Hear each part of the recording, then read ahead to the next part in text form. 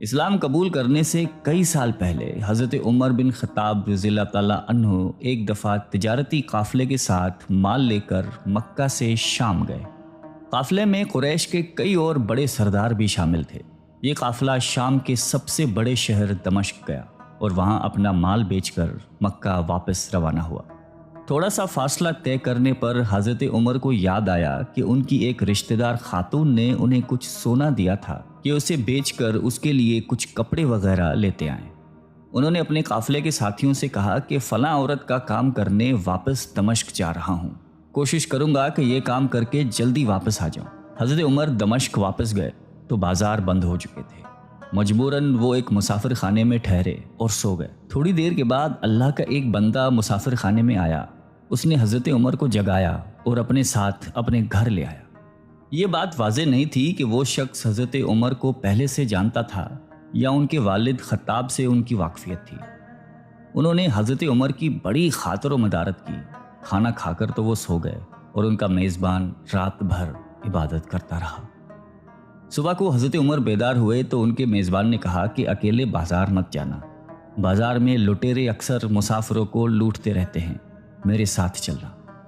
یہ کہہ کر وہ سو گیا کیونکہ رات بھر جاگ رہا تھا۔ حضرت عمر نے اسے جگانا مناسب نہیں سمجھا اور اکیلے ہی بازار چلے گئے۔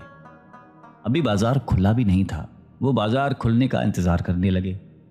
کچھ دیر کے بعد ایک عیسائی پادری اپنے نوکروں کے ساتھ آیا اور حضرت عمر کی طرف اشارہ کر کے اپنے نوکروں کو حکم دیا کہ اس شخص کو پکڑ لو، یہ گرجے کا کام بہت اچھی طرح سے کر لے گا۔ اس زمانے میں حضرت عمر بڑے تنومند پہلوان تھے۔ پادری کے نوکروں نے اس کو پکڑ لیا اور ایک پرانے گرجے میں لے گئے۔ پادری نے اس کو ایک ہتھوڑا دیا اور اس کو گرجے کی ایک دیوار توڑنے پر لگا دیا۔ ایسا معلوم ہوتا تھا کہ وہ اس جگہ پر ایک نیا گرجا بنوانا چاہتا تھا۔ حضرت عمر دن بھر کام کرتے رہے۔ کہیں شام کو جا کر چھٹی ملی، وہ تھکے ہارے واپس مسافر خانے میں آ کر بیٹھ گئے۔ پہلے ہی دن والا نیک آدمی پھر آیا اور اس نے پوچھا کہ آپ کدھر چلے گئے تھے؟ حضرت عمر نے اسے سارا قصہ بتا دیا۔ وہ شخص آج بھی ان کو اپنے گھر لے گیا اور ان کی بڑی خاطر و مدارت کی اور انہیں تاکید کی کہ کل بازار جاتے وقت مجھے ساتھ لے جانا۔ اس کے بعد وہ عبادت میں مشغول ہو گیا اور حضرت عمر سو گئے۔ دوسرے دن حضرت عمر بیدار ہوئے تو اپنے نیک میزبان کو سوتے پایا۔ انہوں نے اب کی بار بھی اس کو جگانا مناسب نہیں سمجھا اور اکیلے ہی بازار چلے گئے۔ اتفاق سے پھر وہی پادری اپنے نوکروں کے ساتھ آیا اور حضرت عمر کو پکڑ کر ساتھ لے گیا۔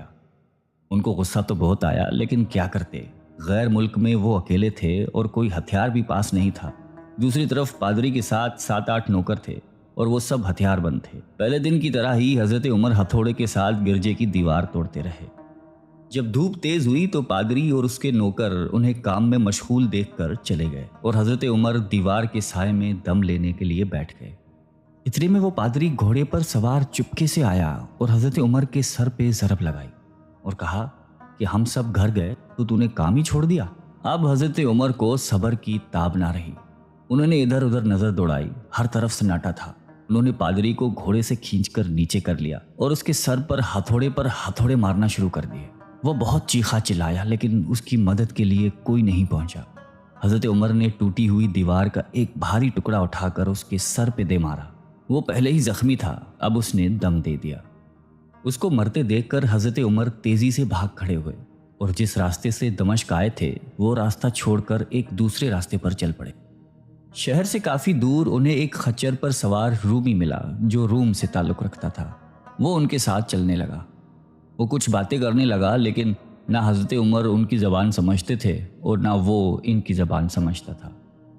اس نے یکایک اپنی تلوار پر ہاتھ ڈالا۔ حضرت عمر سمجھ گئے کہ وہ ان پر وار کرنا چاہتا ہے۔ انہوں نے فوراً ہی خچر سے اسے کھینچ لیا اور اس سے تلوار چھین کر ایک ہی وار میں اس کا کام تمام کر دیا۔ پھر آپ خچر پہ سوار ہو کر آگے چلے۔ اس کے بعد کیا ہوا اس کا حال خود حضرت عمر نے اس طرح بیان کیا ہے کہ اس جگہ سے روانہ ہو کر میں ایک گرجے پہنچا۔ یہاں عیسائیوں کی ایک جماعت رہتی تھی۔ میں گرجے کے اندر داخل ہوا تو گرجے میں رہنے والے سب لوگ میرے ارد گرد جمع ہو گئے اور مجھ سے میرے حالات کے بارے میں پوچھنے لگے۔ پھر وہ اپنے پادری کے پاس مجھے لے گئے۔ پادری مجھے نہایت غور سے دیکھنے لگا اور اس کے بعد کہنے لگا کہ ایسا معلوم ہوتا ہے کہ تمہیں کسی چیز کا خوف ہے۔ میں نے کہا کہ تم نے کیسے اندازہ لگا لیا کہ مجھے کسی چیز کا خوف ہے؟ اس نے میرے سوال کو ٹال دیا اور کہا کہ آپ جب تک چاہیں یہاں ٹھہریں، آپ کو یہاں کسی قسم کا کوئی خطرہ نہیں، آپ ہماری حفاظت میں ہیں۔ پھر اس پادری نے مجھے اپنے گھر میں مہمان کی طرح رکھا اور میری نہایتی خاطر و مدارت کی، اور پھر پوچھا کہ آپ کون ہیں؟ میں نے اسے بتایا کہ میں مکے کا رہنے والا ہوں اور قبیلہ قریش سے تعلق رکھتا ہوں۔ تجارتی قافلے کے ساتھ شام آیا تھا۔ تجارت کا مال بیچنے کے بعد ایک ضروری کام کے لیے مجھے اپنے قافلے سے جدا ہو کر واپس دمشق جانا پڑا۔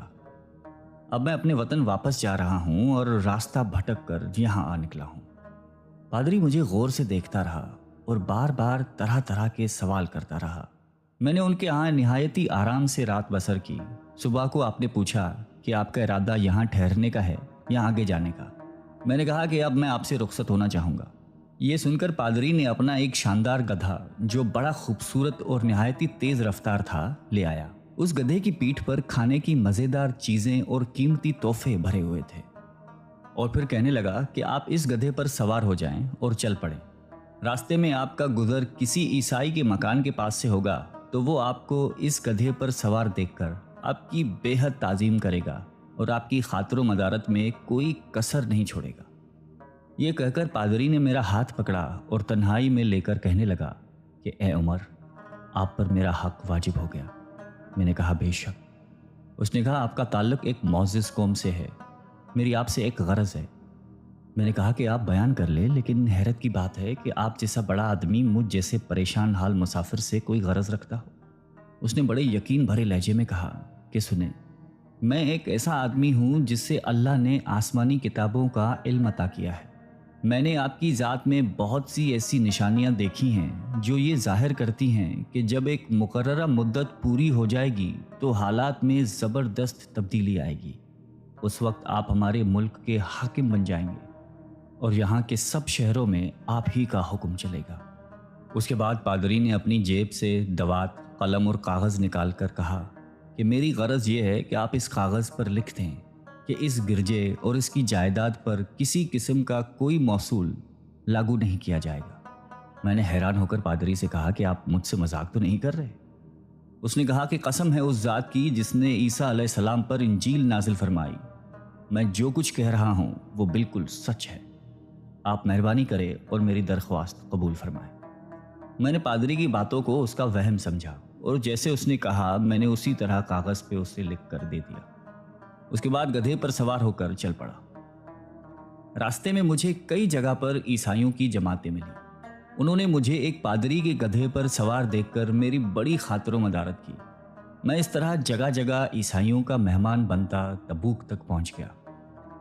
اللہ کی شان، جس تجارتی قافلے کے ساتھ میں گیا تھا وہ کافی دیر میرا انتظار کرنے کے بعد اسی جگہ سے چل پڑا تھا جہاں میں نے اسے چھوڑا تھا، اور اب تبوک میں ایک کنویں کے قریب ڈیرا ڈالے ہوئے تھے۔